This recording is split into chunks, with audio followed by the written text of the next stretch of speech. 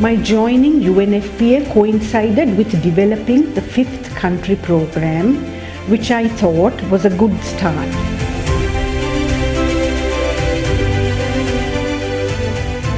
My tenure with UNFPA coincided with a period of significant challenges for Sri Lanka, including the aftermath of devastating tsunami and the internal conflict that affected all, especially women, girls of reproductive age, youth and the elderly.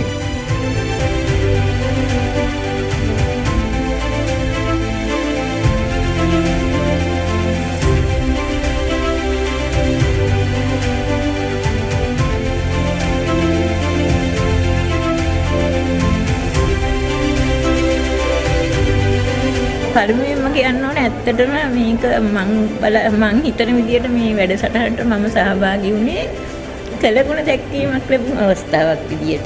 අපිට එහිදී ලැබුණු බඩු ගැන කතා කරනකොට අපිට ඒක මම තනියෙන් නිසා ඇත්තටම අපිට මට මාස 3කට වගේ මම ඉතාමත් පරීක්ෂා කරගෙන තමයි ඒව පාවිච්චි කරේ.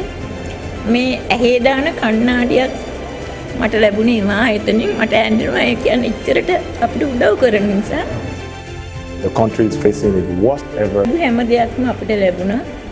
I found my stay wonderful with the beautiful people of Sri Lanka, and I want to congratulate them, the government, the partner agencies and my UNFPA colleagues for the great work that they are doing in Sri Lanka.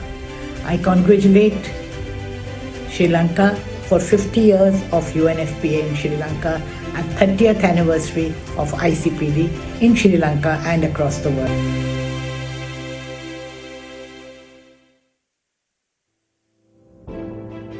A few points here and there, so bear with me. But I just want to highlight one thing, because we take it for granted today that there is a implicit linkage between women's empowerment and sustainable development.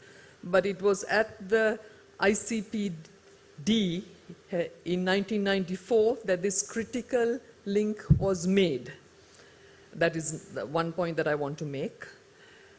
And of course, we're all grateful to Mr. Bradman Veerakone for his initiatives and his role at the conference, particularly given that it was a promise, there was a lot of promise at that conference, which is now being realized today. And as we commemorate the 30 years of ICPD, Sri Lanka's commitment to empowering women in national development agendas remain critical, especially amidst this polycrisis of post-pandemic times, of the acute economic collapse and the hurdles of recovery, of globalization and immediacy of wars and conflicts, frequent ecological disasters we are facing with mounting temperatures, incremental rains and flooding and landslides. The recognition that the vulnerability of various groups of women, for instance, we can talk about aging women, earlier speakers spoke about disabled women, groups of disabled women, female-headed household victims of sexual and gender-based violence. And it is this recognition that the vulnerabilities of these groups gets multiplied and permutated in the face of these multiple crises that is absolutely vital. I believe that a women's empowerment bill and a gender equality bill will be presented to the Sri Lankan cabinet next week, and bills which I hope will address to some extent, some of the concerns and demands of us women made not years ago, but actually decades ago. Of course, there needs to be the requisite financial resources and the political will for their enforcement in the coming years, once they have been enacted by Parliament. As the UN's primary sexual and reproductive health agency, the UNFPA's mandate is integral to women, given that women's bodies are the critical sites of human reproduction, and given the biological, the familial and socio-cultural responsibilities that are assigned to women, that are expected from women, and valued in women. As we are all aware, during the last 55 years, the UNFPA has championed women's rights and sexual and reproductive health care for women and campaigned against sexual and gender-based violence, issues that have often been overlooked in national strategies and policies. Today, we know and we have heard over and over that the UNFPA, along with the state and local agencies, are working to meet the 3 zeros of zero maternal mortality, the zero unmet needs for contraception. And here I just want to highlight by making sure that every pregnancy is wanted, especially by the woman concerned, and that every pregnancy is by choice and not by chance, and most certainly not by force. Also, zero incidents of sexual and gender-based violence, as well as harmful practices against women and girls.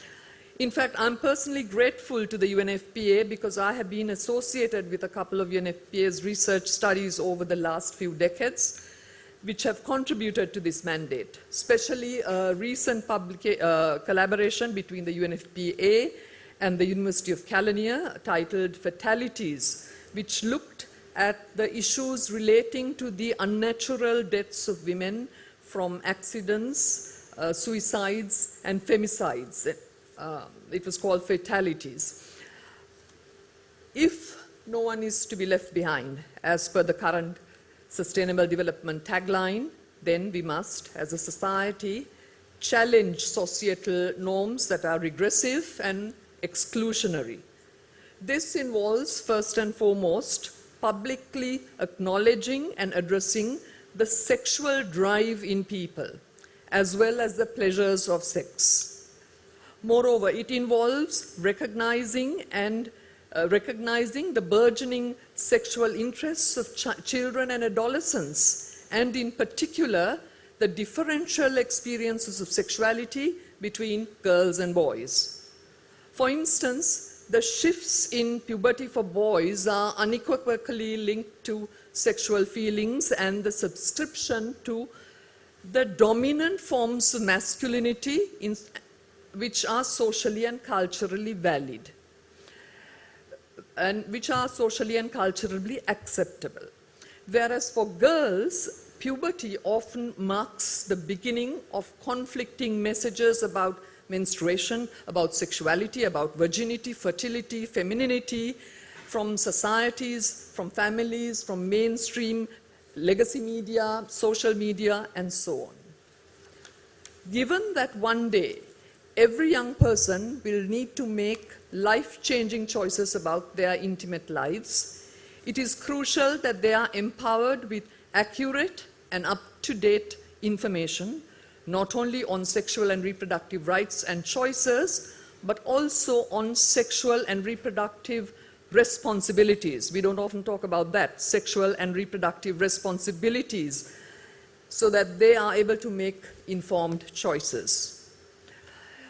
Yet the dominant narratives on reproductive health and rights in countries like Sri Lanka are frequently silent on the spectrum of people's sexualities, especially when prevailing cultural norms and mores repress explicit sex education in schools.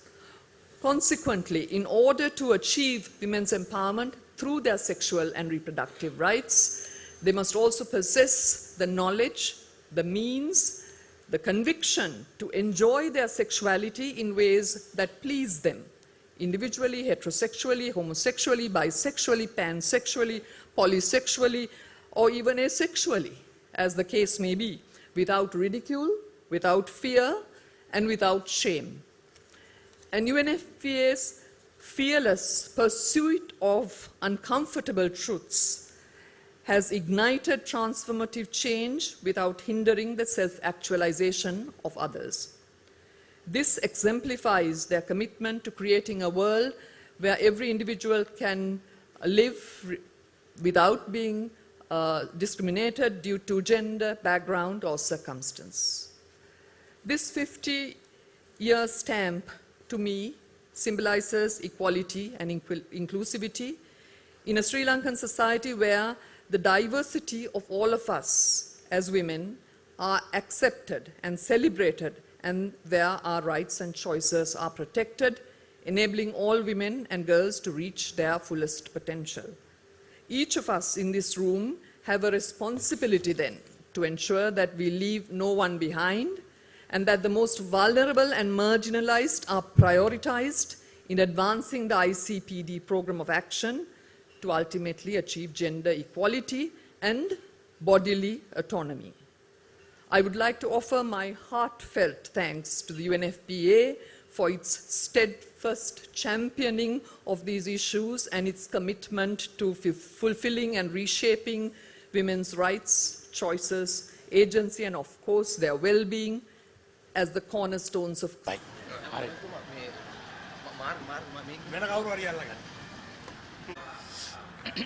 No, then make an an.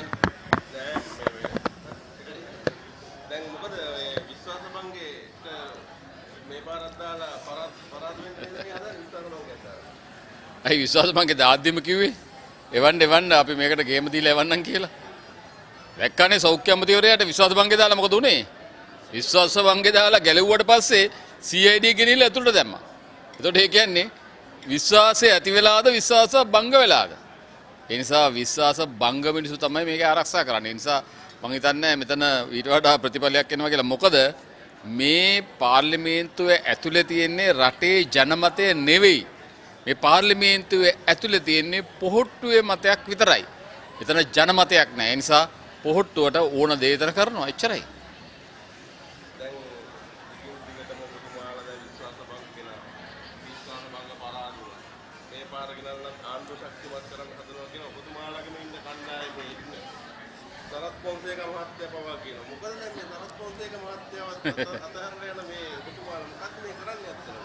මම දන්නේ නැහැ සරත් පොන්සේක මහත්තයා මොන මතෙන් එක කියනවද කියලා. ඒක මම හිතන්නේ එතුමාගෙන් අහන්න ඕන. අපේ මතයක් තියෙනවා. මොකද අපි විපක්ෂයක් හැටියට අපේ වාක්‍යම ඉෂ්ට කරන්න ඕන. අපේ වාක්‍යය මොකද්ද? විශ්වාසයක් නැති වැඩ කරනවා නම් පාර්ලිමේන්තුවේ එතන තියෙන විශ්වාස භංගත්වයක්. රටේ ජනතාව මේ ආණ්ඩුවටම විශ්වාස භංගයක් දීලා ඉවරයි මීට අවුරුදු ගානකට පෙර. හැබැයි ඒකට ලැජ්ජ නැතුව තාමත් ඒක läග ඉඳගෙන අපි තනි කෙනාට වෙනම විශ්වාසය නැති වෙනකොට විශ්වාස භංග ගේනකොට ඒකටත් ඒ වගේ උඩ යන පැනලා පාර දීලා ඒ ගැන කයිවාරු ගහනවා නම් එතන තියෙන්නේ සමස්තයක් හැටියටම රටේ ජන මතය සම්පූර්ණ විනාශ කරලා රටත් කාලා දාන එක කියලා තමයි අපි දකින්නේ. දැන් මේ සරත් පොන්සේක මහත්තයාට ඇත්තටම මොකද ගුනේ අන්තිමට මේ දැන් ඔක්කොම දැන් හමුදාවේ විශ්‍රාමික නිලධාරීන් ගෝඨාභය රාජපක්ෂ මහත්තයා හිටපු ගාව කට්ටිය ඔක්කොම අරගෙන ඔබතුමාලා ගාව හිටපු සරත් පොන්සේක මහත්තයාට පයින් ගාලා දානවා. මොකක්ද මේ කරලා තියෙන්නේ? අපි සරත් පොන්සේක මහත්තයාට පයින් ගාලා නැහැ. සරත් පොන්සේක මහත්තයා හොඳට අපිත් එක්ක ඉන්නවා. එතුමා කියනවනේ අපිව දාලා යන්නේ නැහැ. අපිත් එක්ක ඉන්නවා කියලා. ඉතින් ප්‍රශ්නයක් නැහැ. ඉතින් හමුදාවේ විශ්‍රාමික අය ඒගොල්ලෝ දන්නවා ඊළඟට ජයග්‍රහණය කරලා මේ රට පාලනය කරන්නේ සජිත් ප්‍රේමදාස මැතිතුමා කියලා. ඒ නිසා තමයි සියලු දෙනාම එකට එකතු වෙන්නේ. එකතු වෙන්නේ ඒ හදන්නේ මේ රට ශක්තියක් දෙන්න. මේ රටට ශක්තියක් නෙවෙයි ගෝඨාභය රාජපක්ෂ එක්ක උනේ. ඒගොල්ලෝ උත්සාහ කරේ මේ රට වැඩක් කරන්න. හැබැයි මේ රට වැඩක් කරන්න හම්බුන්නේ නැහැ ගෝඨාභය රාජපක්ෂ එක්ක. ඒ නිසා තමයි අද වර්තමානයේ සජිත් ප්‍රේමදාස මැතිතුමත් එක්ක වැඩ කරන්න පුළුවන් නායකයෙක් කියලා හඳුනාගෙන තමයි ඔය ඇවිල්ලා වැඩ කරන්න සූදානම් වෙන්නේ. එතකොට මේ දැන් එතකොට ඒ ගෝඨාභය රාජපක්ෂ මහත්තයා ගාව ඉන්නකොට ඔබතුමාලා කිව්වා මේ රට විරුව හැමතැනම දාලා තානාපති සේවය දාලා හැම ආයතනෙම සභාපතිලා කරලා එතකොට හැම තැනම ගිහිල්ලා මේ මේවා කරලා මිලිටරි කරන්න හදනවා කියලා. දැන් ඔබතුමාලා ගාවට එනකොට ඒගොල්ලෝ මිලිටරිත් නෑ මොකුත් නෑ. එතකොට දැන් මේ රට ගොඩ නගන්නවා. මොකක්ද මේ දිවිටි කතාව? ඕක මහා පල් මෝඩ කතාවක් නෙවෙයි කියන්නේ. අපි තාම මේ හමුදා විශ්‍රාමිකයව අපි ගාවට ගන්නවා විතරයි. තව අපි ඒගොල්ලන් කොහෙවත් දැම්මේ නෑ. ඒගොල්ලෝ තාම අපිත් එක්ක මේ දේශපාලන කටයුතු ලෙස රටේ සුබ සාධනය සඳහා අවශ්‍ය සහයෝගය ලබා දෙන වැඩසටහනක්. නැතු එතුමාලට අර එක දෙනවා මේක දෙනවා එහෙම කියලා එකක් නෑ මෙතන. එහෙම කතන්දරයක් නෑ. එහෙම කරා නම් තමයි එක කියන්න පුළුවන්. එහෙම දෙයක් මෙතන නෑ. රට වෙනුවෙන් ඒගොල්ලෝ ඇවිල්ලා ඉන්නේ. එහෙනම් කමල් ගුණරත්න මහත්තයා කියන්නේ මම අනිවාර්යයෙන්ම පාර්ලිමේන්තුව වෙනවා කියලා සජිබේ හරහා. එතකොට දැන් මොකද්ද මේ එහෙනම් කියන්නේ? ඒක කමල් ගුණරත්න මහත්තයාගෙන් අහන්න ඕන. සජිබේ හරහා පාර්ලිමේන්තුව වෙනවා කියලා. මොකද ඒ ඇයටත් විශ්වාසයක් ඇති වෙලා තියෙනවා. ආණ්ඩුව අස්සේ ඉඳගෙන මේ සජිබේ හරහා තමයි පාර්ලිමේන්තුව එනවා නම් එන්න පුළුවන් කියලා. ඉතින් මොකද්ද මේ එතකොට දැන් ඔබතුමා කියනවා එහෙනම් ඒගොල්ලන්ට මොකුත් දෙන්නේ නැහැ ඒගොල්ලෝ නිකන් මේව කරනවා කියලා. නෑ මම කියන්නේ ඒගොල්ලෝ කියපු කතාව. අපි කියපු කතාව නෙමෙයි. අපි එහෙම එකක් කියලා නෑ කොහෙවත්. ඔබතුමාට කිසිම තනතුරක් දෙන්නේ නැහැ. තනතුරක් දෙනවා කියලා කොහෙවත් තීන්දුව කළා නෑ. කවුරු එක්කවත් කොන්දේසිත් එක්ක අපේ පක්ෂෙත් එක්ක සම්බන්ධ වෙන කිසි කෙනෙකුට කොන්දේසියක් නෑ. එහෙම කොන්දේසියක් කරලා කිසි කෙනෙක්ව ගන්න සූදානම්ුත් නෑ. රටේ ජනතාව වෙනුවෙන් කැපකිරීම කරලා වැඩ කරන්න කැමති නම් ඒගොල්ලන්ට ඇවිල්ලා අපිත් එක්ක සම්බන්ධ වෙන්න පුළුවන්. එහෙම අය තමයි අපිත් එක්ක සම්බන්ධ වෙන්නේ. නැතුව එයාට මොන හරි වරප්‍රසාද අවශ්‍යයි කියලා කියනවා නම් එතනට මම හිතන්නේ අපේ පක්ෂේ ඉඩ නැහැ ඒගොල්ලන්ට. ඒක බලය ගත්තට පස්සේ ඒකට කිසිම දෙයක් දෙන්නේ නැහැ. කවුද එහෙම කියන්නේ බලය ගත්තට පස්සේ ඒගොල්ලන්ට කිසි දෙයක් දෙනවද නැද්ද කියලා කාටවත් කිසි දෙයක් දෙන්න ඕනේ නැහනේ. වගකීමක් පවරන්න පුළුවන් වැඩ කරන්න ඕන. වගකීමයි කෙනෙකුට දෙනවා දෙයක් කියන එකයි දෙකක්. ගෝඨාභය රාජපක්ෂේ කාලේ තිබුණේ එක එක දේවල් දෙන එක. අපි කරන්නේ වගකීම් දෙන එක. ඒක දෙකක්. වගකීම් කියන්නේ වැඩ කරන්න. මේ රටේ කොච්චර දේවල් තියෙනවද වැඩ කරන්න. වැඩ කරන්න දෙන එක ඒක තමයි වගකීම කියන්නේ. ඒකට වැඩ කරන්න නෙමෙයි දුන්නේ නේද? මන් දන්නේ ඒගොල්ලෝ මොනවද දුන්නේ කියලා. ඒක රට විනාශ වුණේ එහෙනම්. වැඩ කරා රට විනාශ වෙන්නේ නැහැ නේ. දැන් ඉදිරි ජනාධිපතිවරණදී අපි දන්නවා දැන් මේ පොහොට්ටුවෙන් එහෙම තරුණ මන්ත්‍රීවරු එහෙම එළියට බහැලා තියෙනවා. මේ කට්ටිය කියනවා ජයග්‍රහණය හරි පහසුවෙන් අපි ලබා ගන්නවා කියලා. එතකොට සමගි ජන බලවේගයට මොකද වෙන්නේ? පොහොට්ටුව ඉතින් ඒක නොකිය වෙන මොනවා කියන්නේ ජනතාව අතරට යනකොට ජනතාව අතර යනකොට ඒ කතාව කියන්න ඕන. මොකද ඒගොල්ලෝ ඒක කියන්නේ නැතු කිව්වොත් අන්න අපි පරාජය වෙනවා අපි එනවා තරගෙට. හැබැයි අපි තරුණියෝ අපි පරාජය වෙනවා කියලා කිව්වොත් මිනිස්සු ඡන්ද දෙනවද එකක්වත්? අඩු ගන්න ඒගොල්ලෝ විපක්ෂයට එන්න හරි ඡන්ද ගන්න නම් ඒගොල්ලෝ කියන්න ඕන අපි තමයි දිනන්නේ කියලා. එහෙම නැතුව කවුරුත් ඡන්දෙට එන්නේ නැහනේ. ඕන කෙනෙක් කියන්නේ දිනනවා කියලා. දැන් අනිත් පක්ෂත් ඔක්කොම කියන්නේ අර තුනේ කෑල්ලත් කියන්නේ දිනනවා කියලා. ඉතින් එහෙම තමයි හැම කෙනාම කියනෝක. අප කතාවක් නෙමෙයි ඉතින් දිනන්න බෑනේ. ඒ කියන්නේ පළවෙනිය වෙන්න බෑනේ මේකේ. පළවෙනිය වෙන්න පුළුවන් කවුද කියන එක දැන් ජනතාව දැන් අඳුරගෙන ඉන්නවා. ඡන්ද ව්‍යාපාරේ තාම පටන් අරන් නැහැ සමගි ජන බලවේගයේ. පටන් අරගත්තාම බලන්න පුළුවන් ඔබතුමාලට කොහොමද සෙල්ලම් ටික කියලා. හොඳ සෙල්ලම් එළියන ජාමෙට කියලා බලා ගන්න පුළුවන් වෙයි ඉදිරි කාලේදී. ඒ කියන්නේ ඔබතුමාලා කවදාද මේ කැම්පේන් එක ආරම්භ කරන්නේ? අපි කැම්පේන් එකට තා පොඩි කාලයක් තියෙනවා. මොකද කැම්පේන් කියන ඒවා අල්ලන් ඉන්න පුළුවන් ඒවා නෙවෙයි. කැම්පේන් කියන ඒවා ගහගෙන ඉස්සරහට යන්න ඕනේ. ඒක තමයි සාමාන්‍ය දේශපාලන ක්‍රමවේදය. එහෙම නැත්නම් කැම්පේන් කරලා පල් කරන්නේ නැහැ. පල් කර ඇදගෙන දුවන්න බෑ. ඒවා කැම්පේන් නෙමෙයි. ඒවා නිකන් රැවටිලි. ඒවා කරන්න බෑ. ඒවා කරද්දි වරදිනවා මිසක් ඉස්සරහට හරියන්නේ නැහැ. එහෙනම් අපිට තියෙන පෙළගැස්මක්. ඒ පෙළගැස්ම අපි හරියට කරලා පෙන්නන්න ඔබතුමාලට. තව ටිකක් ඉවසන්න. ඔබතුමා මේ පාර්ලිමේ වේදිකාවේදී කියනවා මැතිවරණ වේදිකාවේදී කියනවා නාමල් රාජපක්ෂ එතකොට සජිත් ප්‍රේමදාස මේ අය හදන්නේ මේ විපක්ෂ නායක වෙන්න. මේ කට්ටියට මේ ජයග්‍රහණය කරන්න ඡන්ද පදනමක් නැහැ කියලා කියනවා. මේක සත්‍යතාවයක් තියෙනවද? ලංකාවේ කටයි ආසාවයි දෙකම තියෙනවනේ. ලංකාව හොඳ වංශ නිකන් ආසයිතන කතා කියන කෙනෙක්. අපි දන්නවා යාළුවෝ කොහොමද කියලා වෙලෙ. ඔය වගේ ගොඩාක් දෙනා කතා කියනවනේ. සමහර අය එන විදිය බලන්නකෝ වේදිකාවක් නැකලා කාන්තාව පුරෝගන වටේ නිකන් හරියට මේ මොකක්ද එකක් එනවා වගේ නිකන් පුරෝගන ඇවිල්ලා වේදිකාවට නගින්නේ. ඉතින් මේ එක එක අයගේ තියෙනවා එක එක නැටුම්. ඒ වගේ තියෙනවනේ එක එක බෝල් රූම් තියෙනවා තව නැටුම් තියෙනවා. ඉතින් ඔය නටලා බලනවා. ඉතින් ඒ නිසා ඒගොල්ලන්ගේ කතා අහා වැඩ කරන්න අපි සූදානම් නැහැ. දැන් මෙතන මෛත්‍රී වික්‍රමසිංහ මහත්මයාත් එන්නේ හිටියා. මොනවද කිව්වේ දැන් මේ මොකද මේ පරණ නායකතුමානේ නෑ මෙතන දේශපාලනයක් කතා කරේ නෑනේ. එතුමිය හොඳ දේශනයක් කරා. ඒකට මම හිතන්නේ එතුමියට ගොඩාක් ස්තුතිවන්ත වෙන්න ඕනේ. එතුමිය හොඳ දේශනයක් කරා. මේක වැදගත් දේශනයක්. ඉතින් ඒක එතුමියගේ දක්ෂතාවය. ඒ දක්ෂතාවයට අපි ඇත්තටම ඒ දක්ෂතාවට අවශ්‍ය කරන ගෞරවය ලබා දෙන්න ඕන. ඒකයි දේශපාලනය කියන දෙකක්. මේ ස්ථානයේ දේශපාලනය ගැන කතා කරෙත් නෑ. ඒක දන්නෙත් නෑ. එහෙම දෙයක් සිද්ධ වුනෙත් නෑ. මෙතෙන්ට අදාළත් නෑ ඒක. දැන් මේ ඉදිරි දේශපාලන තත්ත්වෙත් එක්ක ඉදිරි දේශපාලනේ ඡන්ද කල් දාලා වංගු ගහන දේවල්ට රටේ ජනතාව ඉඩ දෙන්නෙත් නැහැ අපි ඉඩ තියන්නෙත් නැහැ. අනිවාර්යයෙන්ම ජනාධිපති ඡන්දයක් තියන්න ඕන. එයාට බයක් තියෙනවා නම් පාර්ලිමේන්තු ඡන්දයක් තිබ්බත් අපි සූදානම්. දැන් මේ තියෙන තත්ත්වෙත් එක්ක ඔබතුමාලා හිතනවද ඡන්දයක් තියයි කියලා? ඡන්දයක් නොතිය ඉන්න බෑ. ඒ සෙල්ලම් කරන්න ආවොතින් ගෝඨාභය රාජපක්ෂ එහා පැත්තෙන් පැනලා යන්න ඕනේ. මෙයාට පිණුම් ගහ තමයි යන්න වෙන්නේ ඡන්ද තිබෙන්නේ නැති. ඔව් දැන් මේ රනිල් වික්‍රමසිංහ මහත්මයා මේ රට හදලා මේ තරම් දුරට මේ තෙල් කෝලින් නැති කරලා දැන් ඔබතුමාලා කියනවා කොයිද හදලා තින්නේ? දැනුත් පාර්ලිමේන්තුව පඹෙක් කළා, කතානායක පඹෙක් කළා. හිතන දේවල් කළා. නෑ පෞද්ගලික දේවල් කතා කරන්න ඕනේ නෑ. එතුමිය පෞද්ගලික දේවල් අවශ්‍ය නැහැ. අපි ප්‍රතිපත්තියට විරුද්ධව අපි කටයුතු කරනවා. ඔබතුමාලා දැන් මේක කියන්නේ මේ රට මේ ගොඩනගලා නැහැ කියලා හිතන්නේ. ගොඩනගලා රට විනාශයට පත් කරලා තියෙන. තවදුරටත් විනාශයට යන එක නවත්තන්න තමයි අපි වෙනසක් බලාපොරොත්තු වෙන්නේ. අනිවාර්යයෙන්ම කරනවා. ඒකට ශක්තිමත් කණ්ඩායමක් ඉන්නවා. පැහැදිලිව කණ්ඩායමක් ඉන්නවා. අපි සමගි ජන බලවේගයේ ඉන්නේ. සමගි ජන බලවේගයේ ආණ්ඩුවක් මොන ඡන්දෙ තිබුණත් පත් වෙනවයි කියන එක පැහැදිලිව කියනවා. ඔබතුමා කොහෙද හිටියේ නැත්තේ? නෑ අපි ශ්‍රී ලංකා නිදහස් පක්ෂයේ හිටියා. ඒක ඉවර වුණා. ඊට පස්සේ අපි අලුත් තැනක් හදාගත්ත සමගි ජන බලවේගය. එතන තමයි වෙන තැනක ඉඳලා නෑ. අනිවාර්යයෙන් බලන්න මොකද වෙන්නේ කියලා. සියලු කාර්යය එතන තමයි. විශ්වාස භංගයට ඡන්දෙ දෙන්නේ නැත්තේ කවුද කියන එක බලාගනි. ජනතාව කෙහෙලියට ඡන්දෙ දීලා දිනෙව්වට ජනතාව තීන්දුව අවසානයේ. ඒ හින්දා විශ්වාස භංගෙදිත් වෙන්නේ මොකද්ද කියන එක බලාගනි. හරි.